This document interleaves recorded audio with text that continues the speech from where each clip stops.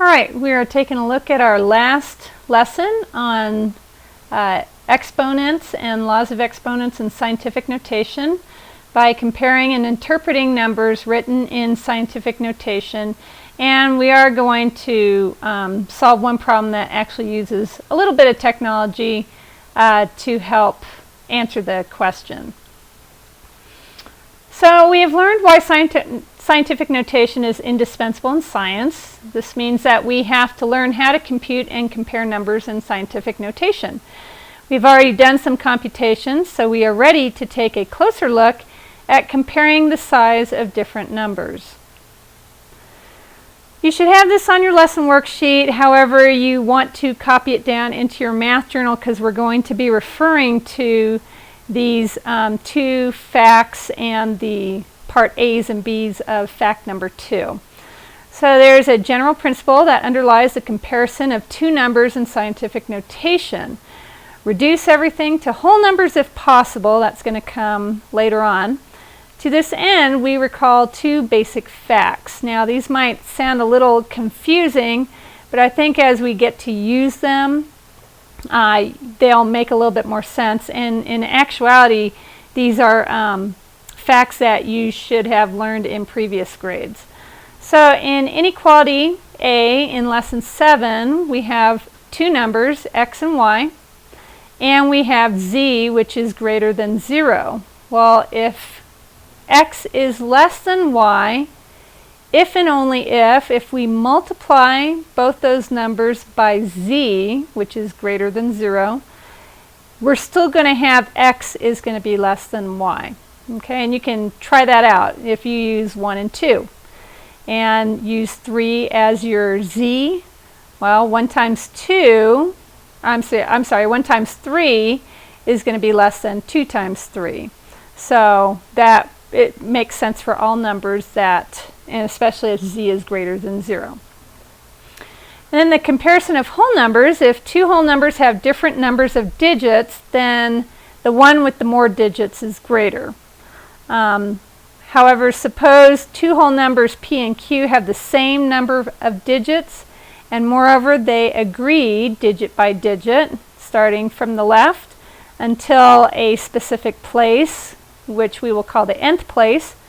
If the digit of p in the next place, which is n plus 1, place is greater than the corresponding digit in q, then p has got to be greater than q. So in essence, you can match up the numbers in the place value until the next number is greater, and then that number will be greater than the digit that is not as great as the one you're looking at. All right, so let's take a look at example 1.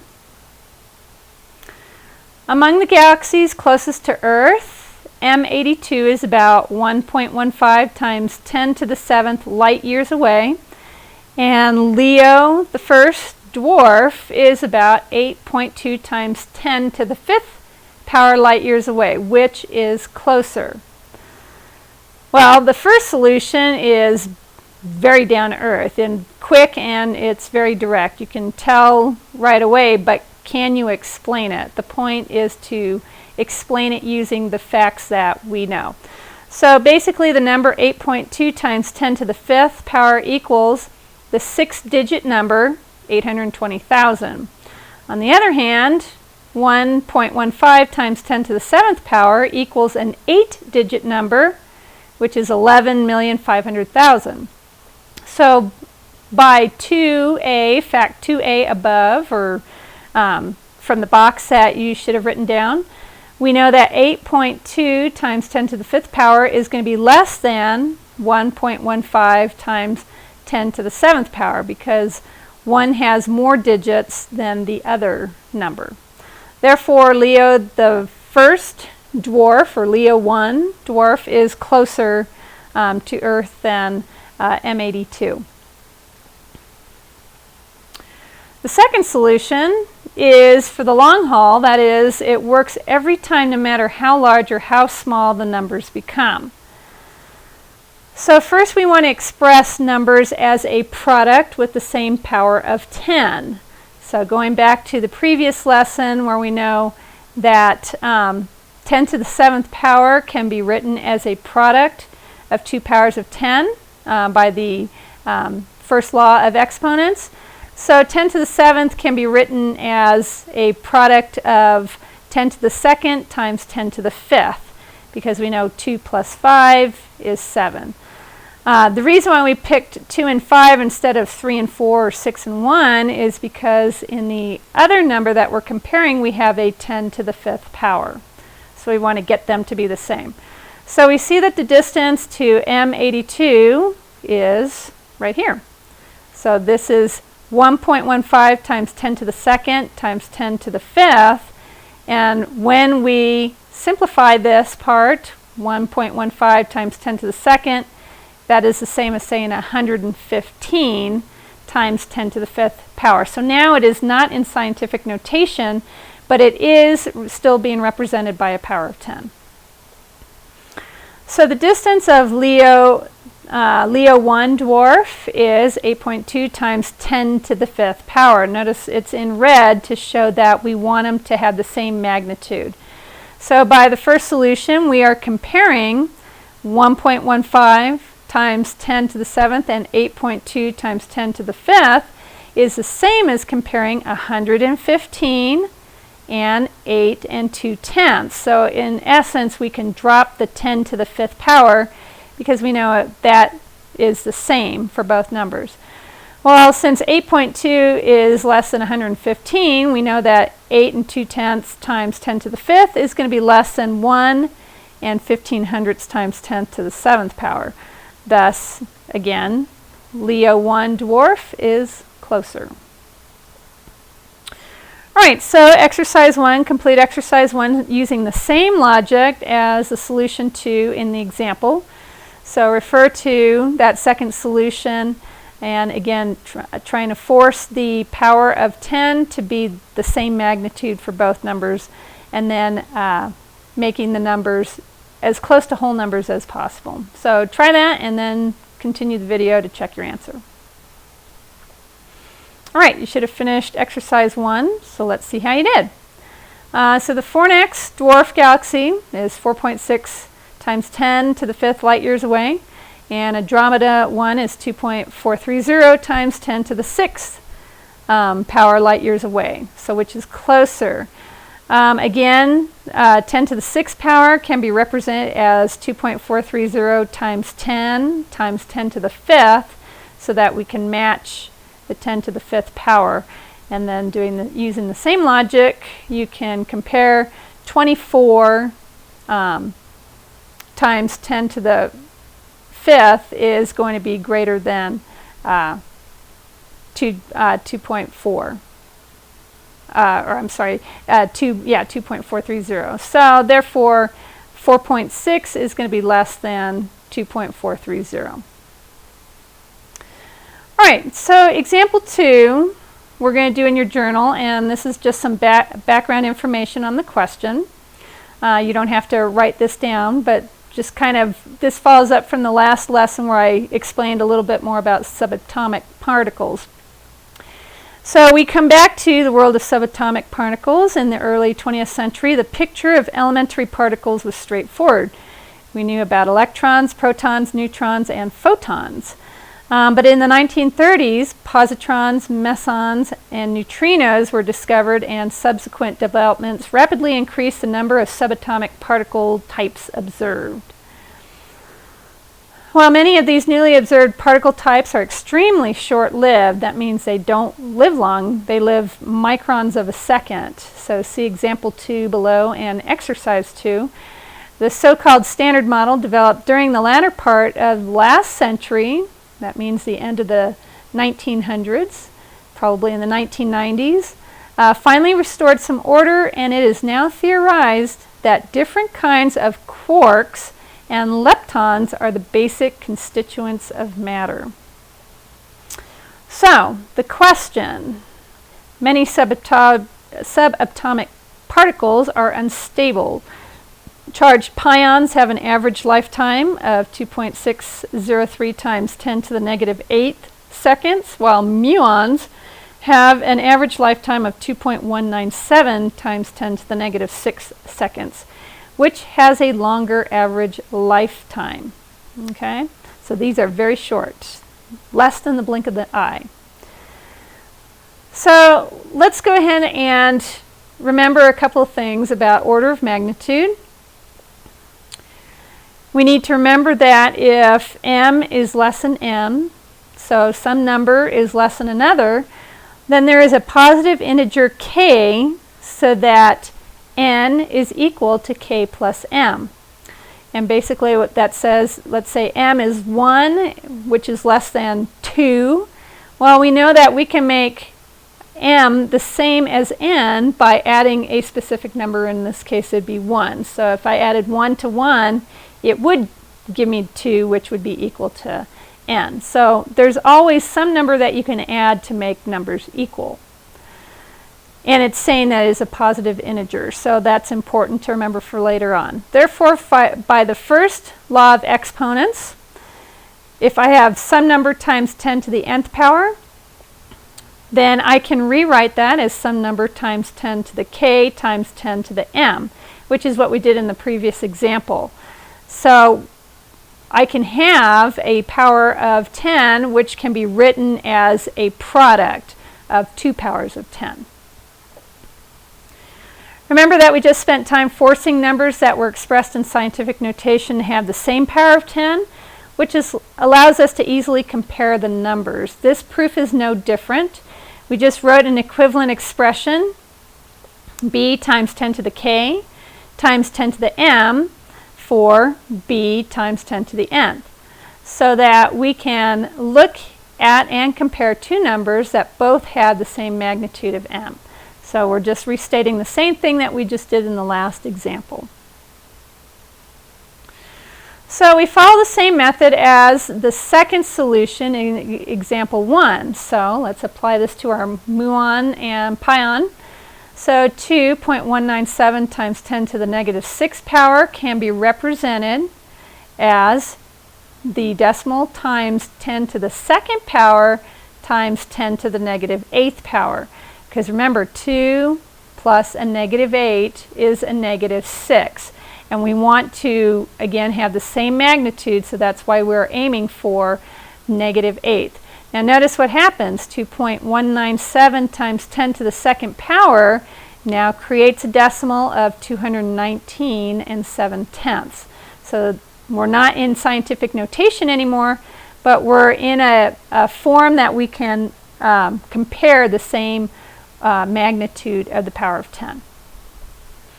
So therefore, comparing 2.603 times 10 to the negative 8 with 2.197 times 10 to the negative 6 is equivalent to comparing 2 and 603 thousandths with 219 and 7/10. And again, that's by the example 1 that we did before. Well, since 2 and 603 thousandths is definitely less than 219 and 7/10, we know that 2 and 603 thousandths times 10 to the negative 8 is going to be less than 2 and 197 thousandths times 10 to the negative 6. Thus, muons have a longer lifetime. All right, exercise 2, go ahead and complete that on the lesson worksheet. Try that out and see if you could do it on your own. And when you are finished, go ahead and continue the video so you can check your answers. All right, so let's see what you have. And again, there might be different ways that you solve this, but you have the lifetime of tau lepton, and you have the lifetime of a neutral pion. Notice that we have 10 to the negative 13th power and 10 to the negative 17th power. So it gives two different ways you can solve this, either by forcing both powers to be negative 17, as in the first example, or forcing both powers to be negative 13, as in the second sample, but you're still going to get the same answer. So again, if there's something you don't understand about that, make sure you write a question, highlight it, so that you can bring it up in class. All right, So let's take a look at exploratory challenge number 1, which is also exercise 3. This is our first exploration into proving a theorem. If you are not used to this, then this is going to seem very confusing. So see if you can kind of guess where we're going to go, what the next thing is going to be, which will just, as you get used to this, it will become a lot easier for you to do. But this is going to be confusing to be sure as you are starting out.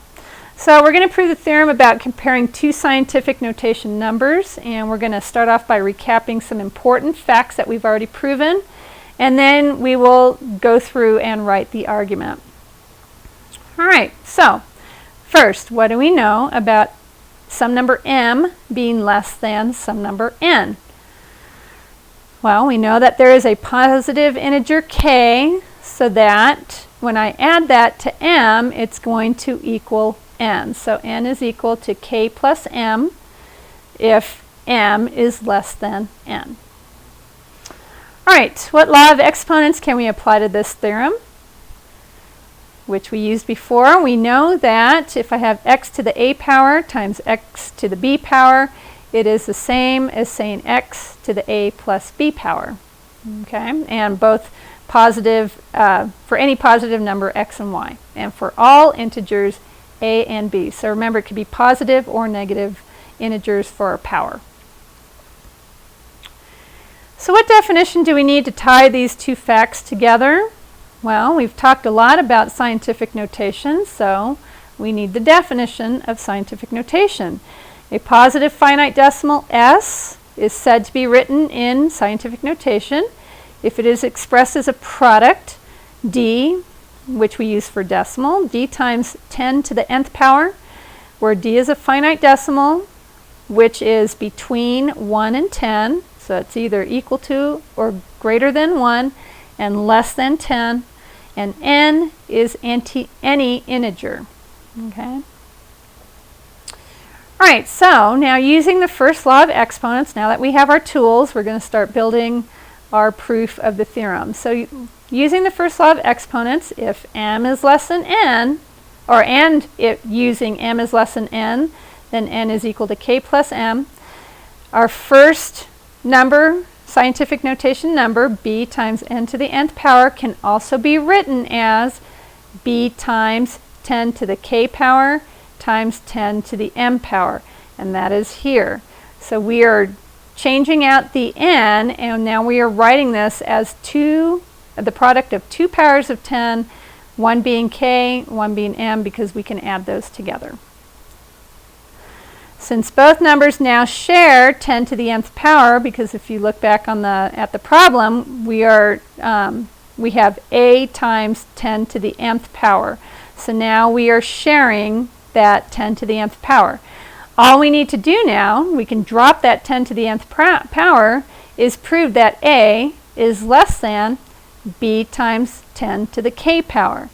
So this has lost the 10 to the nth power, and this expression has lost the 10 to the nth power also, because we don't need it anymore. Now, going back to our scientific notation, we know that a has to be less than 10, because in the theorem statement, a times 10 to the nth power is expressed as a scientific notation. And based on the definition, the decimal needs to be between or greater than or equal to 1 and less than 10. But it's not enough to know that to convince us that a is going to be less than b times 10 to the k power. Because what if k is a negative integer?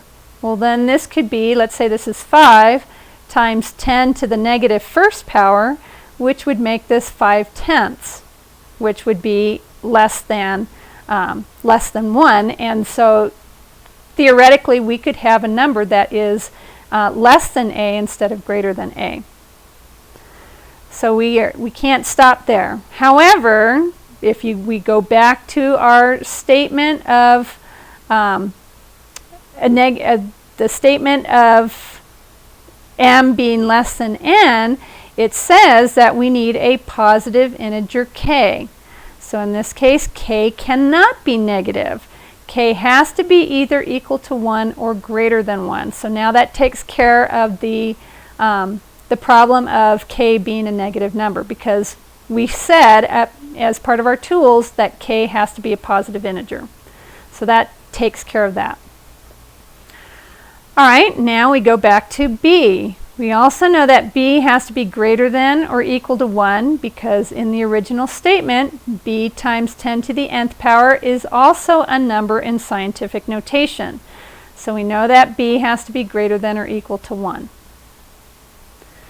So based on everything that we've used, we've gone into our toolbox and we've pulled out these things that we see.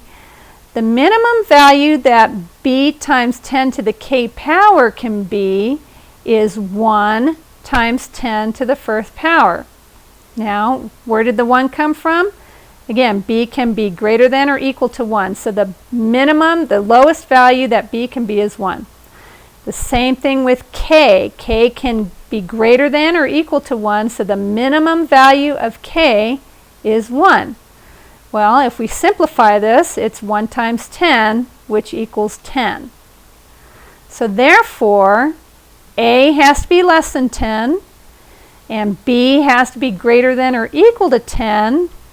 Therefore, a is always going to be less than b, which means that a is always going to be less than b times 10, or 10 to the k power. Because again, what's the minimum value that this can be? 10.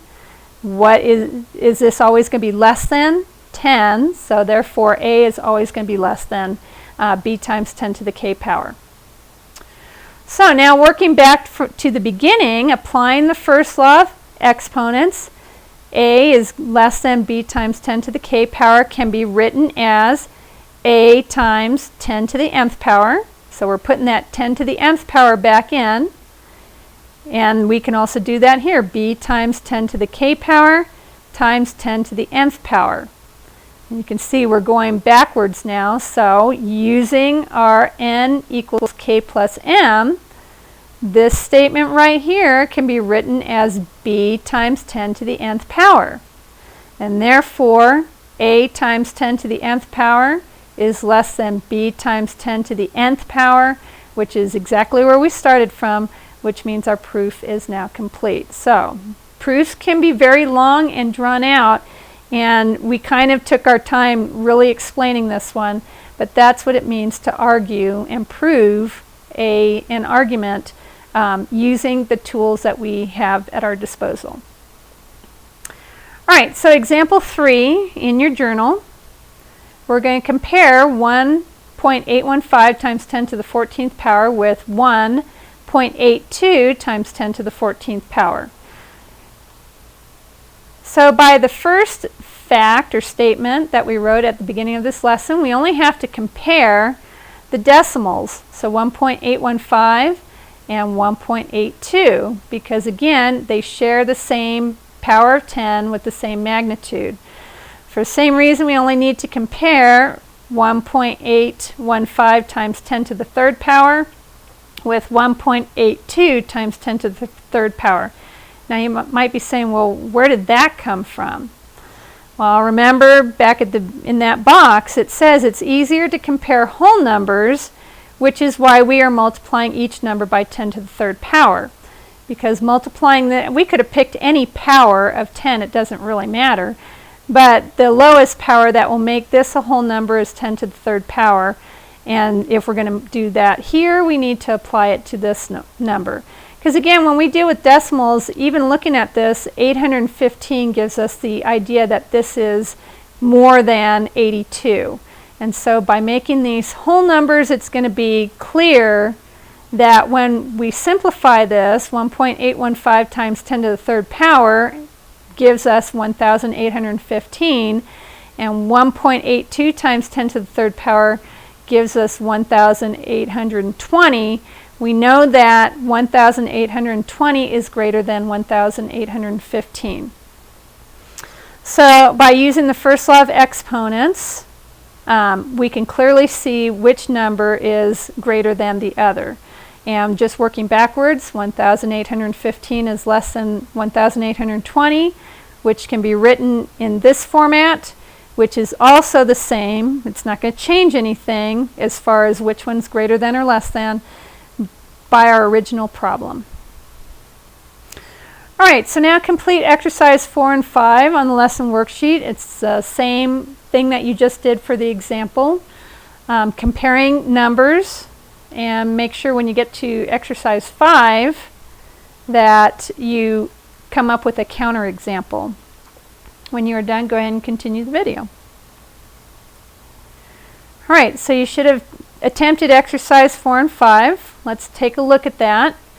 So comparing again two numbers, this one is pretty straightforward. You have 10 to the 28th power on both of these. So therefore you need to show that you are changing 8 and 3/10 and 9 and 0.2879. Show that you are making those into whole numbers, which means you are going to multiply each one by 10 to the 4th power. And then therefore you're going to get 93,000 is greater than 92,879. For here it's asking you to show an example that would result in an incorrect answer, and that is explained right here. You can pick different numbers, but here's a perfect example of where 5.9 looks like it's going to be less than 5.199. But in this case, it is not. And so you have to be careful. You can't just go by which has the fewest number of digits. All right, Exploratory Challenge 2 and Exercise 6. You're going to use snapshots of technology displays to determine exact product of two numbers. So let's go ahead and do Exploratory Challenge 2 first, and then we're going to check the answer. So we'll do this one together. Notice how if a number that you are using is not going to fit into your calculator, you can split it up. So first you need to write the number of searches because it can't be computed in your calculator. You take this number and split it up into 35,999,000 plus 938,877.